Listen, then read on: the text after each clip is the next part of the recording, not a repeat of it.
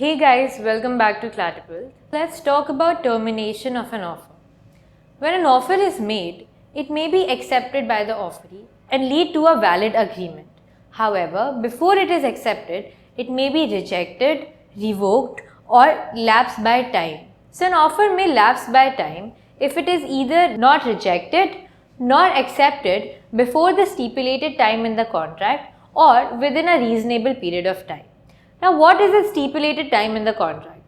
Stipulated time is when the offer specifies a particular period of time within which the offer must be accepted or rejected. Whereas reasonable time is any time that any man of ordinary prudence or intelligence may think to be a reasonable period of time. Reasonability is very subjective and the court interprets it on a case-to-case basis. So, for example, M offers to purchase shares of a company on June 8th, whereas the company allots him shares on November 23rd. The court held that such a long period of time between June to November is an unreasonable period of time. Such an allotment of shares by the company would therefore be invalid because the offer to purchase shares has reasonably elapsed due to passage of time.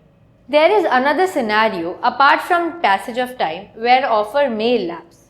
This is when the offerer dies or becomes insane or goes through certain disability or changes which make him incapable of going through his previous promise or previous offer. However, the offer may only elapse due to death or insanity of the offerer if such a knowledge of death or insanity comes to the knowledge of the acceptor before his acceptance. If such a knowledge comes after the acceptance of the offer, that will not lead to a void or voidable contract. Rather, it will be a very valid offer and agreement. Another thing to note is that an offer may also terminate when it is not accepted in the mode prescribed. For example, a few contracts very specifically specify in what mode do they want their acceptance to be communicated. For example, if A communicates to B to sell his horse, but to communicate his acceptance only through letter or post, but B fails to do so, rather B communicates it over telephone. Such an acceptance would be invalid acceptance because it is not in the prescribed mode by the offerer.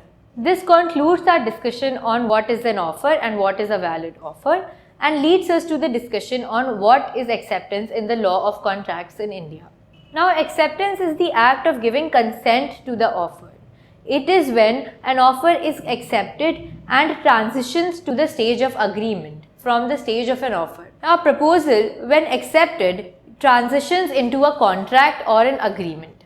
Just like we questioned how an offer is made, we also need to understand how an acceptance is made. Acceptance or the communication of it could either be express or implied. An express acceptance is similar to how an express offer is made, either through words, written or oral, or through conduct. An implied acceptance, on the other hand, is made solely through conduct or gestures or behaviors. For example, a trader receives an order for a huge chunk of goods to be delivered to B. Instead of communicating his acceptance of offer through words or through another gesture or means, A does it by performing an act. That is, A delivers the goods to B as the mode prescribed in the offer by B. In such a scenario, this will be a valid acceptance, and this is an acceptance by performance of an act.